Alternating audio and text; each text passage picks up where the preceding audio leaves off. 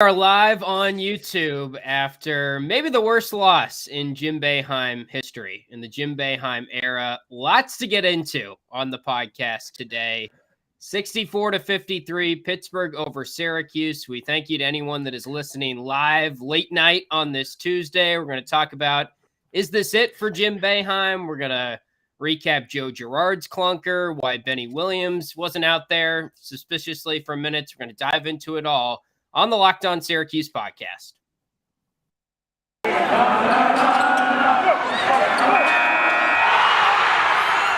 You are Locked On Syracuse, your daily podcast on the Syracuse Orange, part of the Locked On Podcast Network, your team every day.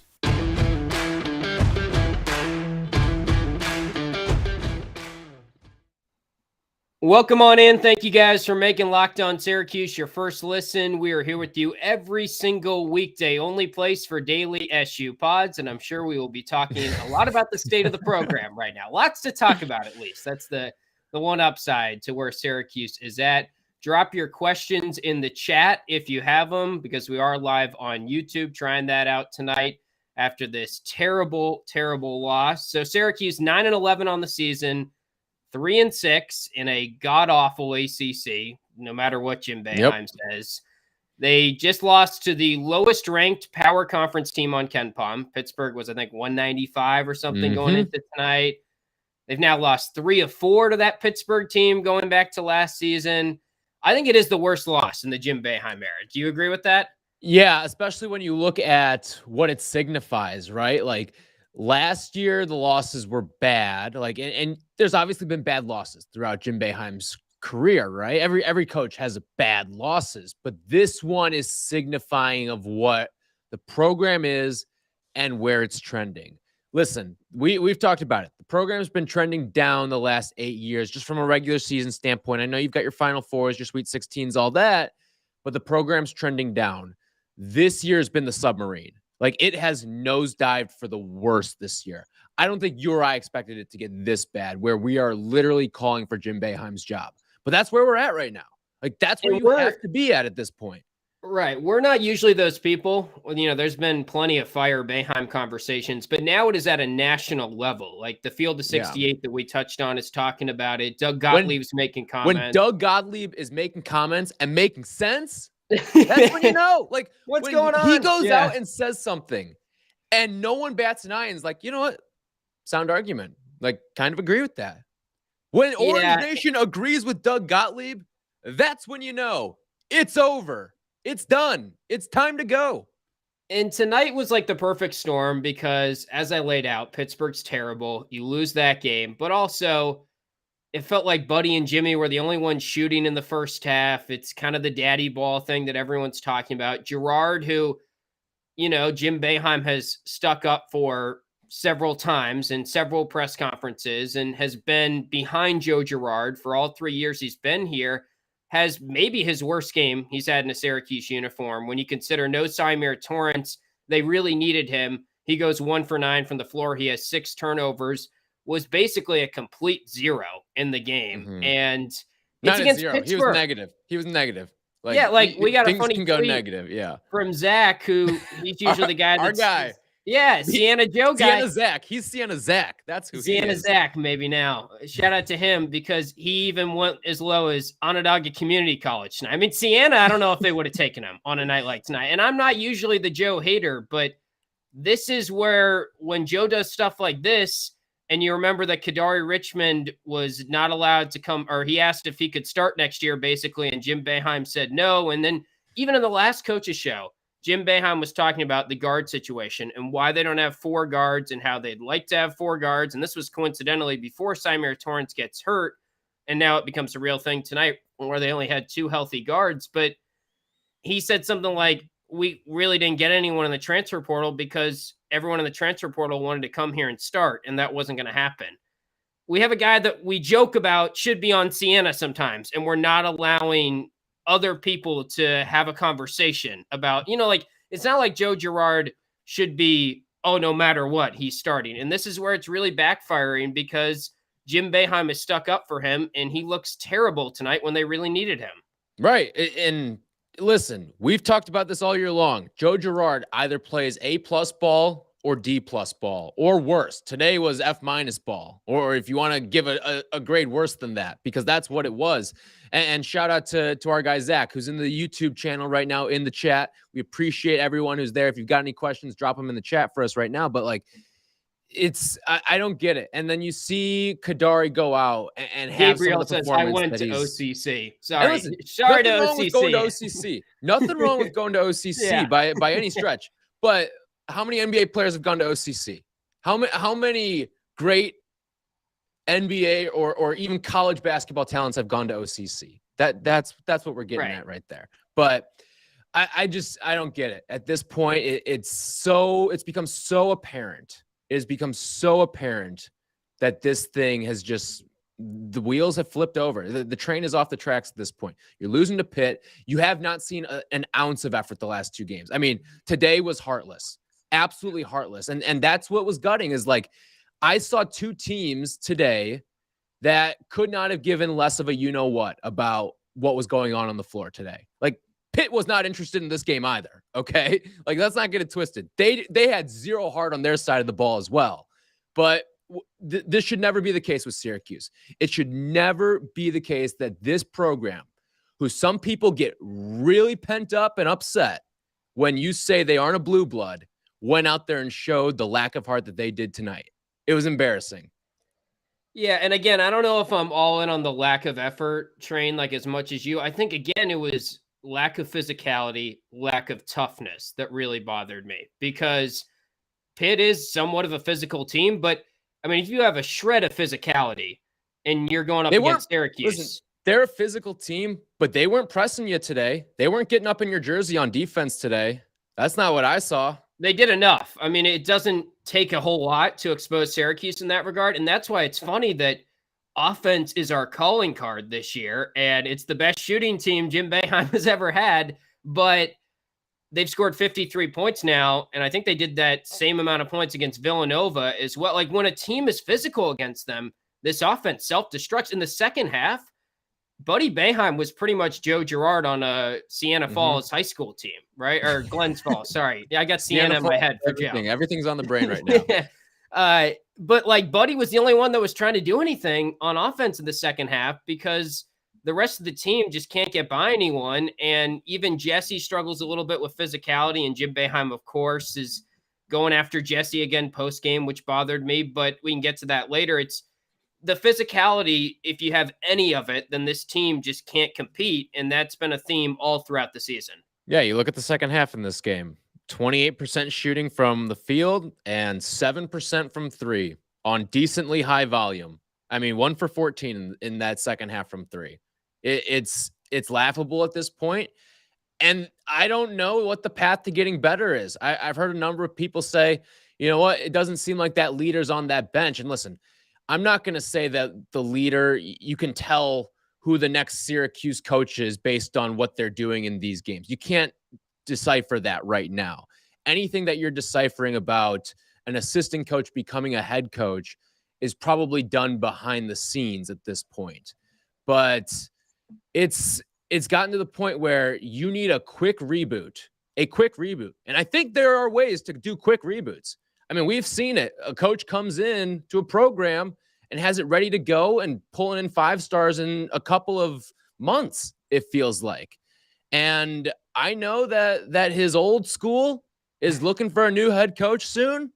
But guess what? Like, you got to make the call to Rick Pitino. You have to at this point. Like, that feels like the only saving grace for a extremely quick reboot that can get you back for like 5 or so years and then groom in whoever's going to be next. Because listen, the Rick Pitino experiment is not long-term. All right. No, he's 70. Right. Yeah. It would be 5 years most, I would guess.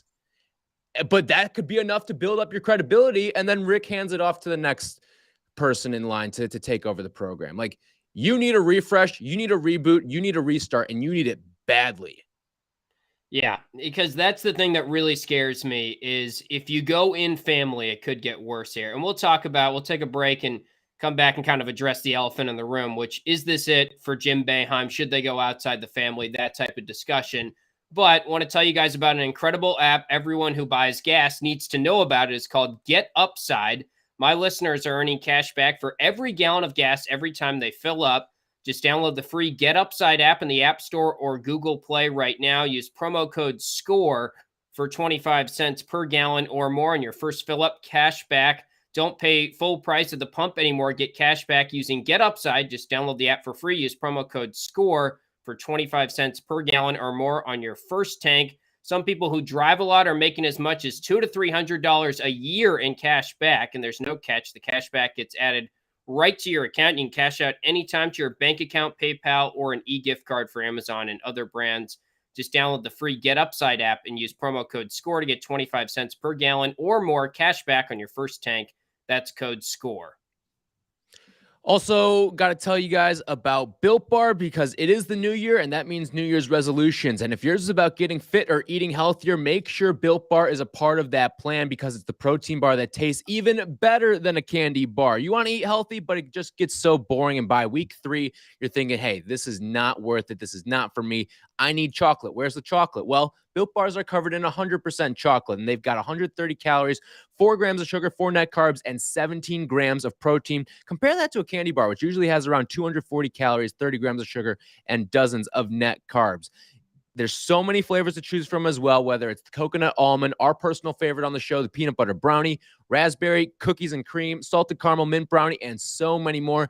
Plus, Built is always coming out with new limited time flavors as well. So check out Built.com often to see what's new on their website. Go to Built.com, use promo code LOCKED15, and you'll get 15% off your order. Again, promo code LOCKED15 for 15% off at Built.com. So is this it for Jim Boeheim? And to be clear, when we say that, he's not going to get fired. I know our loyal listeners probably know that that's always been our stance, but we're talking, is this the year that he hangs it up and he says, all right, I don't even know if Jimmy or Buddy are coming back. And that's the thing that's sort of interesting. Like, I was starting to think that this might be it for Jim Boeheim just because he's been sort of oddly calm in some post-game press conferences. And he said stuff that's just been a little out of character, like, oh, we're playing good when they're actually 3-5, 3-6 in the league. And that was the one thing we tweeted something out, drop your quote or try and guess a quote of the Boeheim post-game presser tonight. That was pretty much the only thing I was excited for. Was the Boeheim presser. And I couldn't even get that because I go on YouTube and it's inaudible, basically. And I listened through it, but holy I sent it to you guys. I was like, you want a good laugh tonight? I sent it to you and our old pal Goody, and it was like, yeah. You want a good laugh tonight? Go listen to this inaudible press conference. And he did deliver one good one today, and it was, "Is this a tournament team?" Yeah, but someone asked him. I'm worried about winning a game. Like. I'm worried about winning a game. The tournament, right? It was Jim Mora playoffs-esque. Yeah, and he hasn't been doing that as much this year. It feels like he's been more calm and more just sort of like accepting of the fact that this team's not good, which is weird because he hyped up the team in the preseason like he always does. And we talked about this, how if you're going to hype them up, then be a little harsh on them when they're 9-11 and they stink in a really bad conference. And that's what the nature of this team is right now.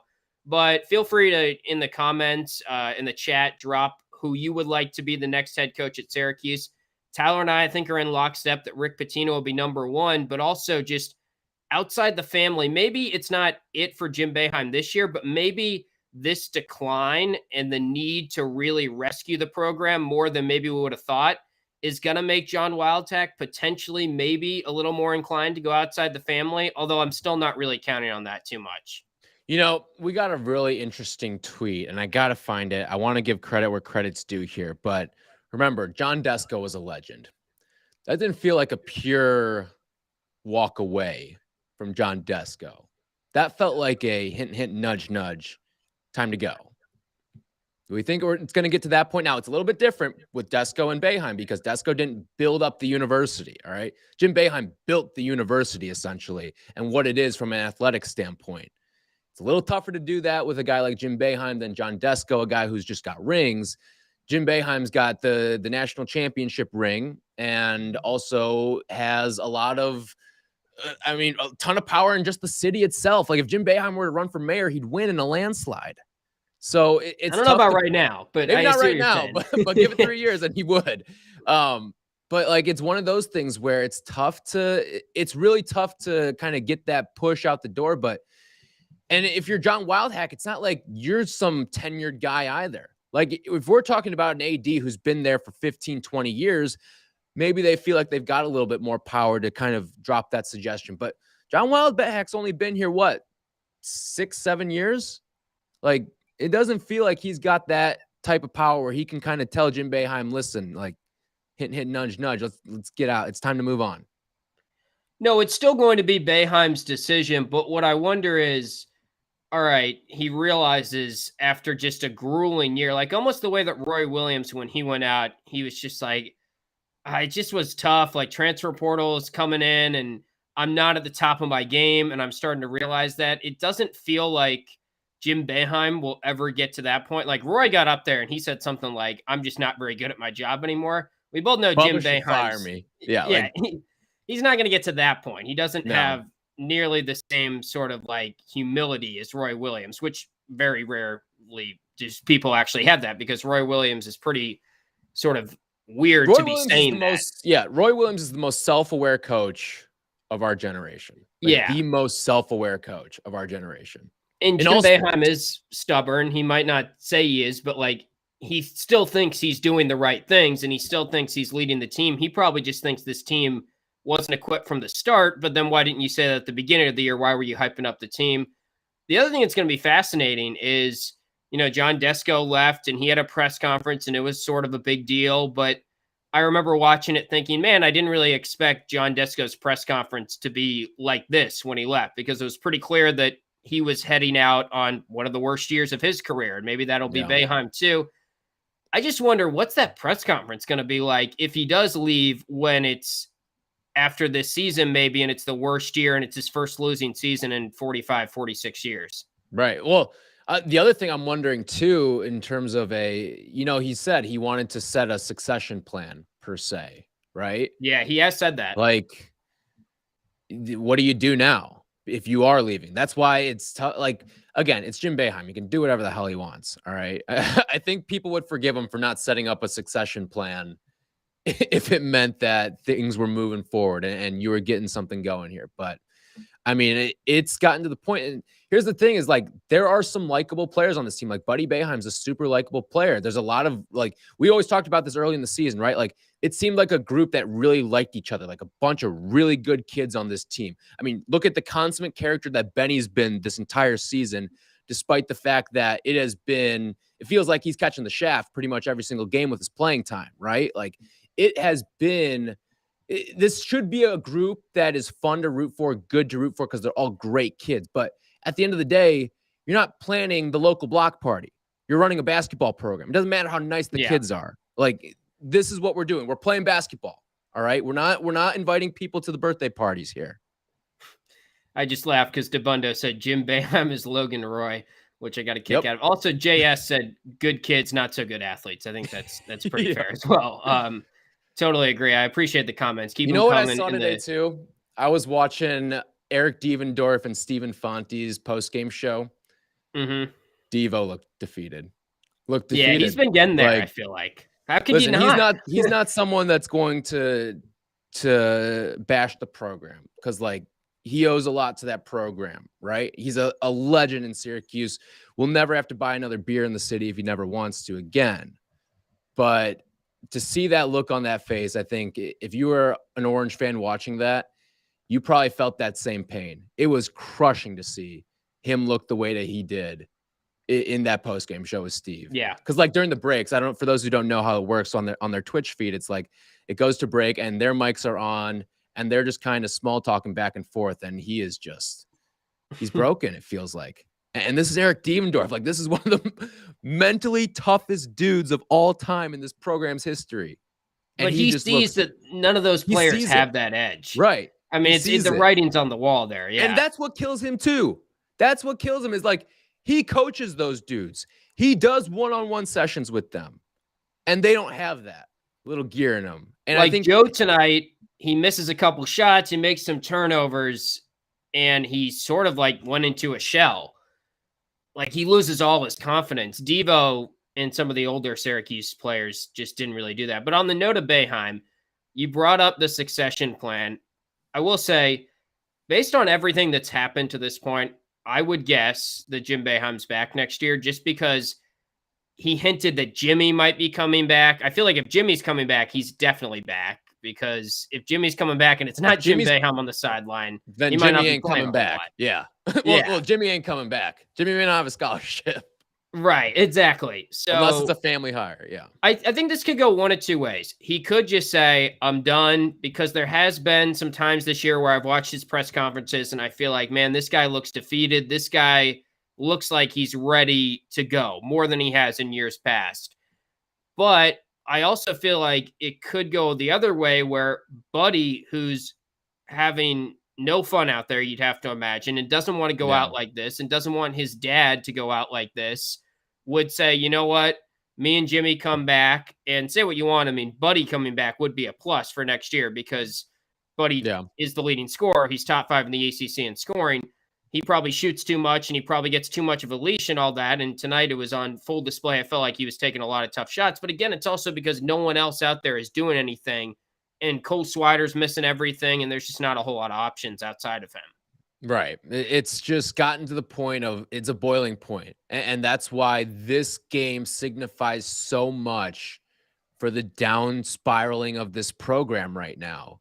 Is you saw a team out there that just looked flat, disinterested, wasn't hustling after balls, wasn't, I mean, like the effort just on shots and trying to get guys open wasn't there. I mean, this is an offensive laden team that scored south of 60 points in a game.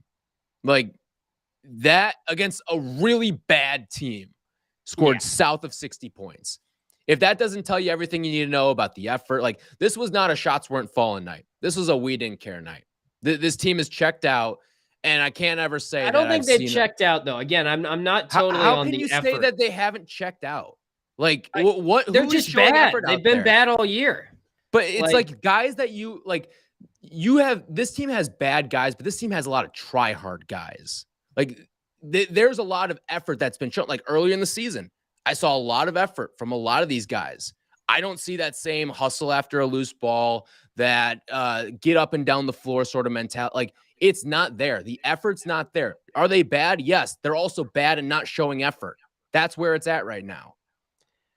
Yeah, I mean, maybe the effort isn't quite as good as it was at the start of the season, but I don't know if that's the biggest issue. I just feel like they don't have athletes. They don't have players. And even Pitt tonight, who doesn't really have players, you watch them and you're like, there's a guy I'd like to have. Hughley, like he's a player. There's an athlete that's better than us that we don't really have right now. Like, I just think what we've seen all season long is this team isn't very good, and now they're playing tight to the point that Jimmy Boeheim's at the free throw line, and he's yipping shots, and Jesse's changing his stroke at the line, and they understand that the season's unraveling here, and they're putting more pressure on themselves. How about the audacity post game to call out Jesse Edwards, too? Every game. Like, I just can't do it anymore. Yeah. Like, call out Jimmy. Call out Buddy. He did kind of call out Joe, but he still said something like, Joe's played really, really well at times this year, and he's played really bad. Like, he pretty much did the thing that we talk about where he's either Siena or he's Syracuse, so at least that's progress. But, I mean, come out and say it. Like, Joe stunk tonight, and Joe has not been good for pretty much a month now, right? Like, since that Miami game, which they even lost that game, and it felt like that was kind of an empty calorie performance. Right. It's just, I mean, there's been no Jimmy criticism. He's the worst defensive player we've seen on this team in years. And he's the coach's son. Like, what's he going to say? Well, like, he can't say anything, which is weird. Cause like I remember early in Buddy's career, he was very critical of Buddy, like very critical, said that he didn't deserve to play. And right now, Jimmy's playing at a lot worse rate than what Buddy was playing in those years where he flat out benched Buddy as a freshman. Yeah, like he started talking about Jesse's free throw shooting for anyone that missed it and was like, you got to make free throws down the stretch. He's changing his form. He just hasn't played basketball. And I'm thinking Jimmy's got to make free throws during any point of the game. Like, he's supposed to be a good free throw shooter. Jesse didn't grow up with a gym in his basement. Jesse did not grow up with a gym in his basement. Yeah. All right. I don't know. It's just frustrating because, like, it's in there somewhere with some of these guys, but then they go out and when they don't make shots, they just look terrible and they could lose to anyone. We saw it. Colgate scored 100. Pitt, like there's been some really bad performances this year, more than in any recent season. We will dive into, I want to talk a little bit more about Girard and also Benny. We have to discuss his minutes tonight in just a second. But BetOnline would like to wish you a happy new betting year as we continue our march to the playoffs and beyond. BetOnline remains the number one spot for all the best sports wagering action for 2022. New year, new updated desktop and mobile website. To sign up today, receive a 50% welcome bonus on your first deposit. Just use our promo code LOCKEDON, all one word, to get started. Football, basketball, hockey, boxing, UFC, your favorite Vegas casino games. Don't wait to take advantage of all the amazing offers available for the 2022 season. BetOnline is the fastest and easiest way to wager on all your favorite sports. BetOnline, where the game starts. Let's start with Benny because that was probably the biggest talking point from this game, and we haven't really addressed it a whole lot. John Boeheim plays significant minutes. I'll pull it up. I don't have it in front of me. It was 10 minutes in this game. Mm-hmm. Benny plays 3 minutes at the end, which you tweeted something that was funny. It felt disrespectful. It was disrespectful. That was flat out disrespectful to just throw Benny in there at the end. Absolutely like a disgrace. Like, what are you doing? At that point, don't play him. Like, everyone calls for Benny to play all the time. And I'm for mostly with the chorus of let's play Benny. Let's get him out there. But to just play him in the final 3 minutes of a game you're getting your break speed off of, like, that's disrespectful. That is a slap in the face to a guy who has been the consummate citizen of your program this year. No one has gone through more of a mental gymnastics this year than Benny Williams. And that was the ultimate slap in the face to throw him out there in the final 3 minutes after not playing him the prior 37 when you could have used him and your team looked dead as all hell out there. Right.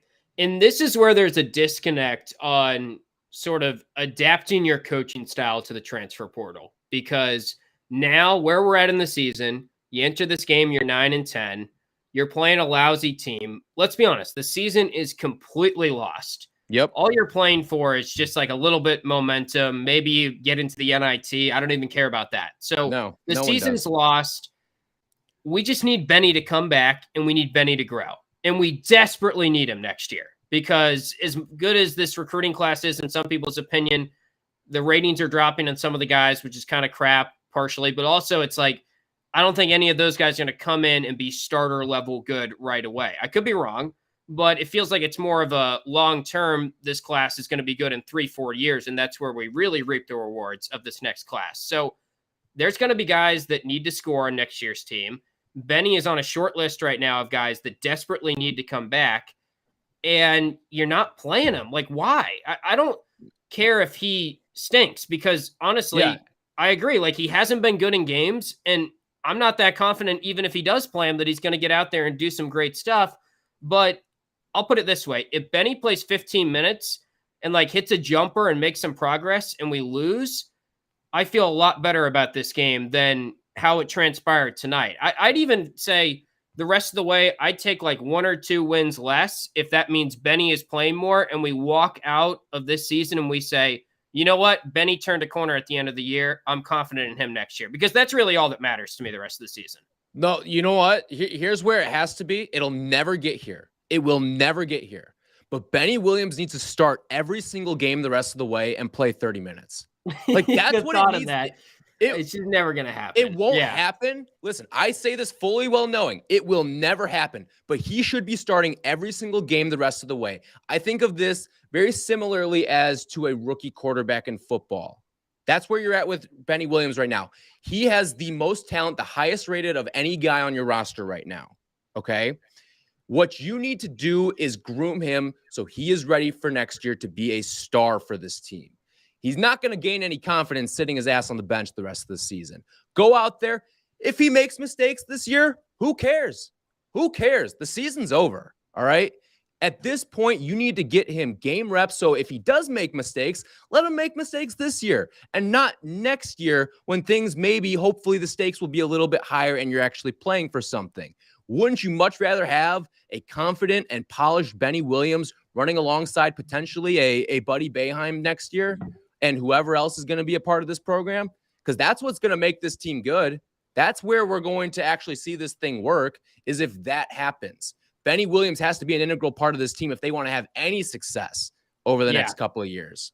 My argument is not they should play Benny Williams because he'd win them more games if he was playing 25, 30 minutes. He probably won't win them more games. No, but I don't really care. My argument is the top priority the rest of the season is keep Benny Williams happy and try and keep him at Syracuse. And that's really all I care about going forward. And the other thing is, it's almost like when I watch the Celtics, and I know this might not connect with everyone, but the Celtics have a couple young guys on their team like Aaron Nesmith and Peyton Pritchard, and they're not that good, but they just sit in the corner and do nothing. Like, they don't design plays for them, and they don't empower them. They don't give them the opportunity to get better.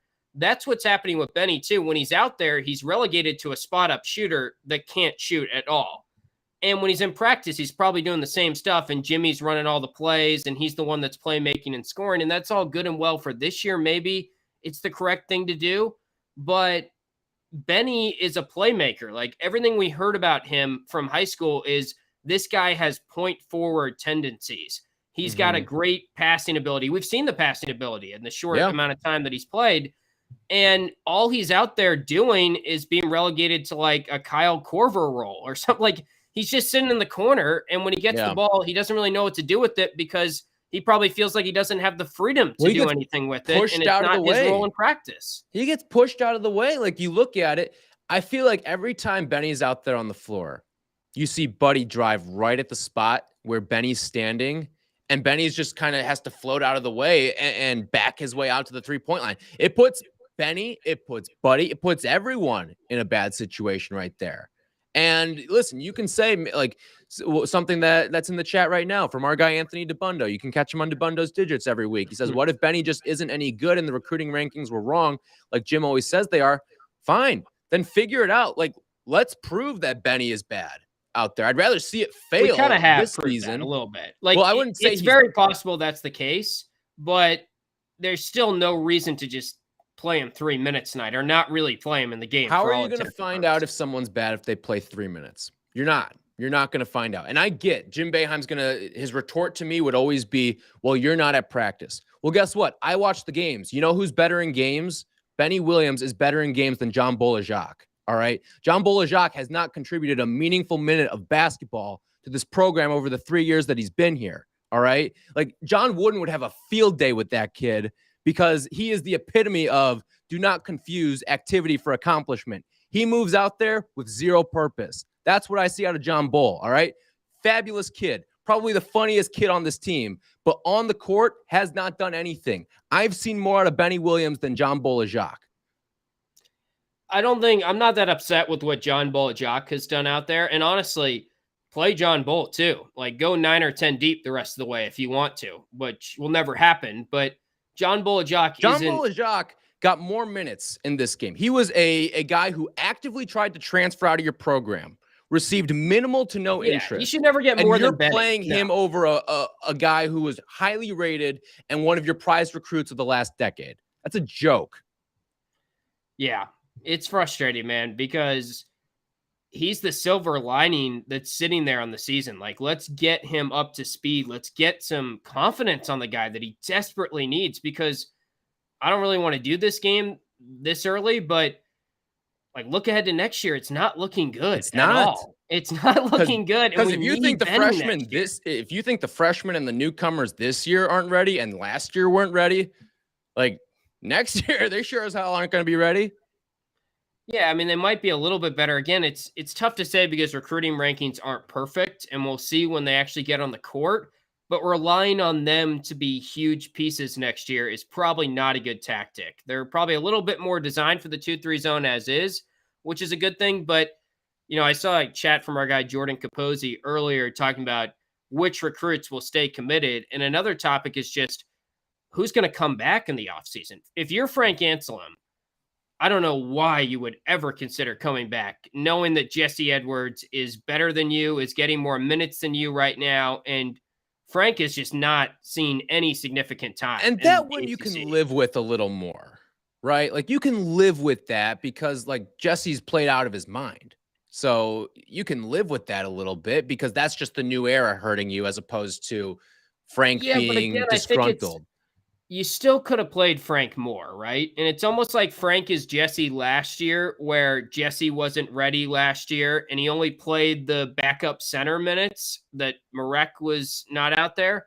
But if you had played him maybe 15, 20 minutes, that's probably the better way to handle the situation. But where are the 15 to 20 minutes? Like, you want Jesse out there as many minutes as possible. Well, he fouls out in 30 minutes Right. anyway. So Right. it maybe, I mean, I don't think Frank has been that good, but again, it's a similar conversation to Benny where we kind of would like to have him next year and we'd like to see him grow and we'd like to see what we have in him. So why not just play him some minutes here when You've seen in the doubt? splashes from Frank. You haven't seen him string together a whole performance where he's great, but you've seen the splashes of what could be.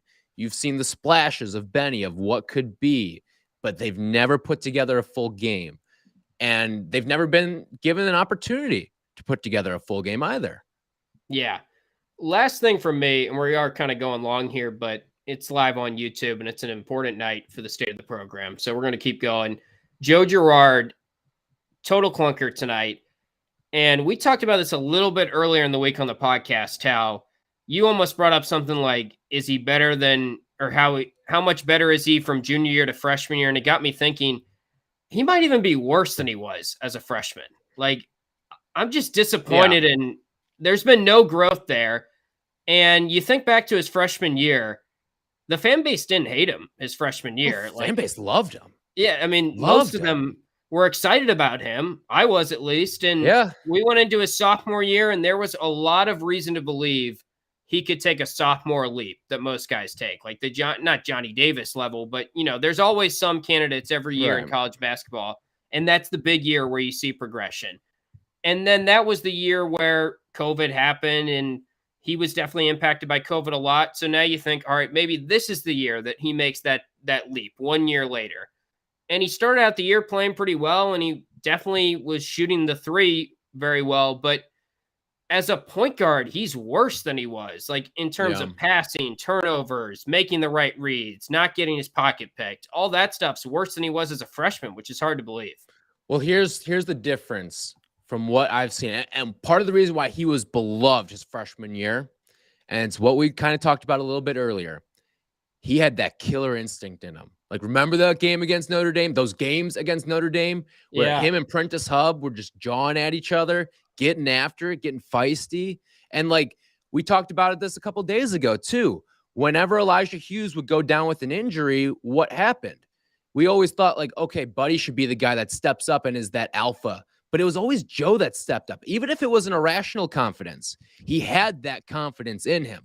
He doesn't have that confidence anymore. He's like, he has the confidence when it's going well, but when it's not going well, he loses the dog in him. And that, to me, it's tough to watch because that's not who he was freshman year. And I was the one that stuck up from the other day saying like, I think he's gotten better than what he was from his freshman season to junior season, but I'm ready to say I was wrong.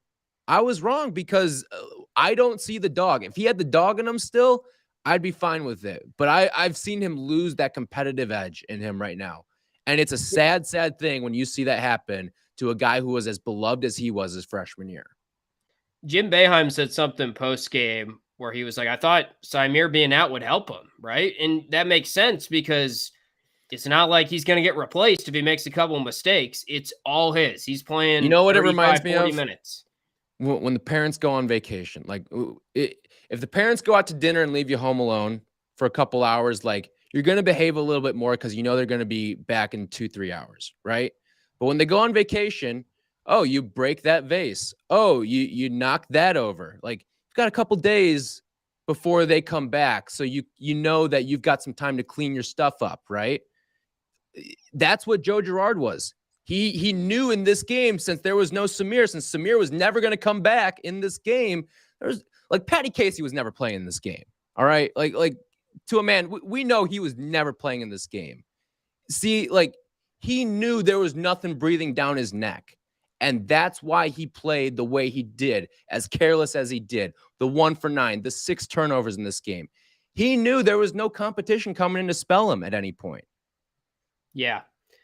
And we're getting a lot of chats here about how he is a shooting guard, and I totally agree on that. Yeah. It almost is a bummer because we've never had a point guard. Like Symir is that point guard type role, but you probably would just like a little bit more of a scorer and a little bit higher of a ceiling. And Symir has developed, and we definitely it would have been nice to have him tonight. Yeah, he's really improved. So that's been a positive from the season so far, but also he's not really a total difference maker yet. He's still got a long way to go. No. He's got to be able to score more until you're super confident in starting him at the point guard spot. But I don't know, man. The more you think about next year, like I think at this stage, here we sit late January, I am more excited, and I never thought I'd say this, but I'm more excited for next year's football season than next year's basketball season. I'm not excited for either. I'm going to say that. Yeah. Like, I'm not excited for either. But yeah, if I had to pick one, probably football, but I'm still not excited for either. Like, right. Tonight killed a big piece of a lot of people's Syracuse hearts tonight. And that's the crushing part. The absolutely soul crushing. Like, a lot of people were hanging on to that cliff, hoping to maybe pull themselves up a little bit. But I think everybody today sort of let go, because tonight was an absolutely damning and soul-crushing night for the program. It wasn't that surprising, though, right? Like, no, but like the fashion that it happened, like you just got your asses beat in the second half by a clearly inferior team. Like even the bad teams that Syracuse has had, like the 2017 team, would not have put up this sort of effort. They would have at least been trying out there. Like I saw a team that didn't try. And listen, I hope that the attendance reflects it on Saturday in the Dome. Like, it will. I mean, Giannis will be there. But Giannis will be there, but I don't know who else will be there. But because, like, if you're a season ticket holder and you live in maybe Buffalo or Rochester, like, what's the reason to drive up to Syracuse right now? There's zero allure with the program to go see a game right now. I hope, because listen, the only way to incite change is to embarrass them. And it would be damn embarrassing if no one showed up this coming Saturday when you've got an NBA champion, future Hall of Famer, and MVP in the building. There would be nothing more embarrassing to the program than that gym being empty. Sienna Zach is sharing a story about how his dad basically texted him after the game, do we really have to go on Saturday? He says he's got season tickets from Scranton. Zach, I wouldn't make that drive unless you really are a big Milwaukee Bucks fan. You want to meet Giannis or something. And guess what? You probably can meet Giannis. Like, there's not going to be enough people. Yeah. So you might be able to. Gosh. I mean, the last game at home was Clemson. That was a Tuesday night, 9 p.m. But that was the worst crowd. I wasn't there, of course, but I heard reports that it was the worst crowd in recent memory for an ACC level game. I think it was reported at a decent number, but it was probably more like 6,000, 7,000. Those turnstile attendants did a couple of circular rows. Yeah, they did. Right. They hit the row machine on. I think what's his name? Pete Sala told him to hit the row machine. Right. But I'm also seeing a comment from our guy JS in the chat that says it might snow Saturday too. So even less incentive. Storm. Yeah.